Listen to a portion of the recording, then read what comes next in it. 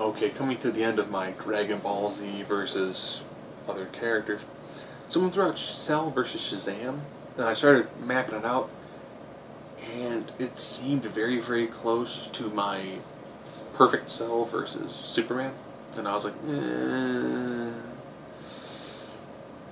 I don't really like how that one's mapping out. And I just look at other Cell fights, and apparently an important Cell fight is Cell versus Thor. And I was like, cool, I like that one. That one actually seems a little bit different. Yes, having the blue Boy Scout and the red cheese be people that face Cell, they're very, very similar. And I was like, Thor is just different from those two guys to make a much more interesting fight. And I do a 9-point system. Intelligence, this is logic, this is how well do you think, this is how well could you come up with a sort of a game plan. I think this is kind of like somewhat tactic. Fighting ability. How good are you when it comes to the actual application of your craft of fighting? Strength, self-explanatory. Speed, durability. How well do you recover from injury? And vulnerability. How good are you resisting injury? Energy projection. How well is your just raw damage? Like, what is your number one shot? Versatility. How many abilities do you bring to the table? An X factor. What's that one thing that's not covered in the previous ones that's going to give one person the edge over the other? If it's 5-4, a person with 5 more than likely is going to win. I have said in some videos, think of it like a 55 to 45. If they fought 100 times, the person with 5 is going to get 55, the person with 4 is going to get 45. So just because one person has got the advantage does not mean it's an absolute easy curb stop. If you're looking at 6 to 3, it's becoming more likely that the person with 6 is going to dominate the fight. 7 to 2, 8 to 1, I think as far as I've ever gotten is 8 to 1. So as it gets farther and farther away, you start to see a much more greater inclination that the person with the higher number is going to absolutely just demolish their opponent. So we'll get right into this. Intelligence. Thor, hundreds of years of experience, because the Marvel Thor technically also is the Norse god of thunder Thor, versus Perfect Cell. Perfect Cell at this time has the abilities and the thought process of multiple androids, bits and pieces of the experience, ironically, of multiple characters. So we have intelligence edge to Perfect Cell. He's operating at a much faster rate. He's got a tremendous amount of additional thought power, CPU, processing speed from the other androids that he's absorbed. He's a very, very well thought, tactically based character. Fighting ability. This is also going to be Cell. One of the very few times I'll put somebody with a better fighting ability than someone like Thor. Predominantly because he knows the styles of every Dragon Ball Z fighter up to that point. Of course, up to that point. Strength. I'm going to give this one to Thor. I know I'm going to see a bunch of it in the comments, but the things we've seen Thor do, Thor is a legitimate 100-tonner. So we know what he's done. He definitely does have a tremendous amount of strength feats. In with Cell. Cell proper. Just Dragon Ball Z. Not mangas. Not GT. Not including anything he's done in any of the movies. Just the proper. The regular episodic anime. I don't seem to recall him having anything I could truly say would count as a strength feat. There's no, oh, here he is, smashing a hole, like tossing a mountain or smashing a hole through a mountain, or knocking over a celestial. There's nothing that he's done that puts him on par with what you can see someone like Thor actually do. Speed.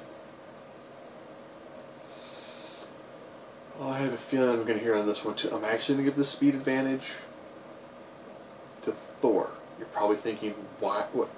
But Thor's not faster than light. Thor can keep pace with someone like Silver Surfer. Silver Surfer, definitely faster than light. Definitely faster than light. Very, very quick individual. So Thor has the ability to keep up with someone like that. Thor also can use his hammer and do a tremendous straight line attack. Before everybody goes, so big whoop. Thor has actually used a combination of his speed and his strength, and has actually affected, ready for this, an unembodied phoenix. So he's actually damaged a cosmic entity. Pretty much by going full speed and slamming into it using his hammer and his strength. So you can use his hammer, a little twirly twirl, and then use that to pretty much fly at an even faster speed. So he's already fast, but he can do a straight dead-on move that is just ridiculously fast. Durability. Cell regenerates virtually instantaneously. I mean, that's why you've got a lot of stamina for a god. Yeah, Cell's had an arm blown off and he grows it back within moments. Vulnerability. How good are you at resisting overall damage? I'm actually going to give this one to Thor. Thor has shown the ability to take some amazing shots. You're probably thinking, but Cell can take... With Cell, it's more the regeneration ability. He took one of Vegeta's stronger attacks, and it took off a whole arm. He's taken other attacks, and it pretty much reeled his body. He comes back fast, but abilities are going to put holes in it. Thor, not going to happen with Thor. Thor has taken tremendous abilities and tremendous shots. He's not gonna get an arm blown off. He's not gonna get a destructo disc and lose an arm. It's not gonna happen. It's gonna hurt him. It's gonna scratch him. He's not losing an arm. Energy projection. What is your raw, most devastating attack? I'm going to give this one to Thor. Thor can wield the full force of the Odin Force in one move. He has hurt individuals like Ego. Ego is probably one of the more powerful individuals in the Marvel Universe. He's knocked over Galactus, who's a Celestial. Celestial kind of puts him around pretty close to the power level of one of the new gods. So really, really powerful individual that he's actually knocked down with a god blast. So that is the ability. That is far exceeding anything that we can see Cell do. Don't put down Cell can destroy a planet, because anybody over 18,000 and the Dragon Ball Z can destroy a planet. It was the lowest level which Vegeta was able to destroy a planet. I'm well aware of that. I think it's more technique based than it is power level based. Or else anybody who's above 18 who didn't have proper level of training could inadvertently destroy a planet. So, there's that. Versatility. That's Cell. Cell has got, especially Perfect Cell, has got so many abilities. Instant transmission, making mini cells. Can make himself explode if he wanted to. There's just so many different abilities that he's got. He's pretty much, he is everything and the kitchen sink and then your neighbor's house when it comes to abilities. So now I'm down to X Factor. They're tied up 4-4. Who is going to take this?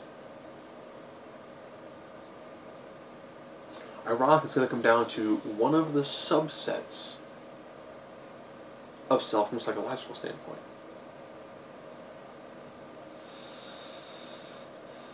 As he became farther along his evolutionary path, he did begin to become very, very arrogant.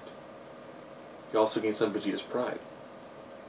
I picture this fight going where Thor is hitting Cell with some strong attacks. He is doing damage to Cell. Cell is bouncing back. Cell is getting in a couple of good shots too on Thor.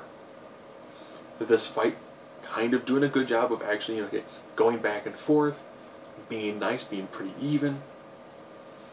And then I picture Cell kind of using that little bit of pride, a little bit of arrogance, and probably going,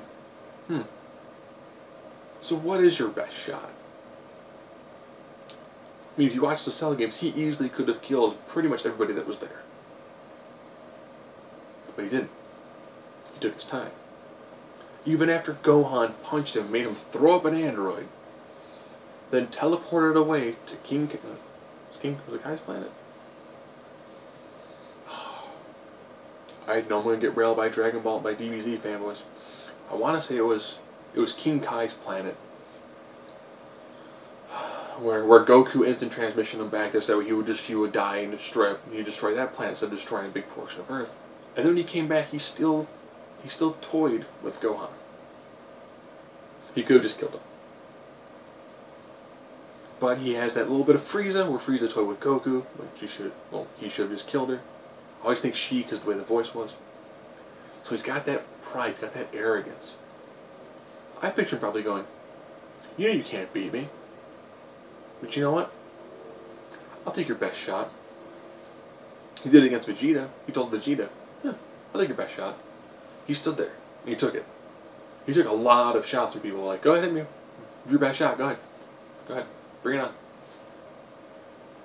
So Armor come back and he was like, hey, it's the best you got? That's what I wanted. So I picture as this fight goes on, he just goes, alright, Thor, what's your best shot? Thor, he's going to channel that Odin Force. He's going to put it in his hammer. He's going to go, okay. He regenerates from everything. Yeah. And he's going to vaporize him. And this is Thor. If Thor was in a fight, he's like, you know, this is what I have to do. Thor's killed before. Thor's no penchant about not killing. Thor has the ability to vaporize Cell. And with that, goes to Thor. The vanity and the pride that Cell has is going to be his overall downfall in this sort of fight. They're very, very evenly matched. But the fact that he's going to have that little voice in the back of his head kind of going, you are owning the god of thunder. Think of that. Think of that. Relish these moments. Sit there. Take the moment where he's going to just like embrace it like, this is it. I'm going to kill a god. I'm going to kill a god. Right here in front of me. They'll probably be like, you know, to put the ultimate cherry on this Sunday of devastation, I want you to give me your best shot. I want you to know beyond a shadow of a doubt you cannot defeat me. You know, crush him mentally, psychologically, spiritually, and then kill him physically. And that's going to be his hubris.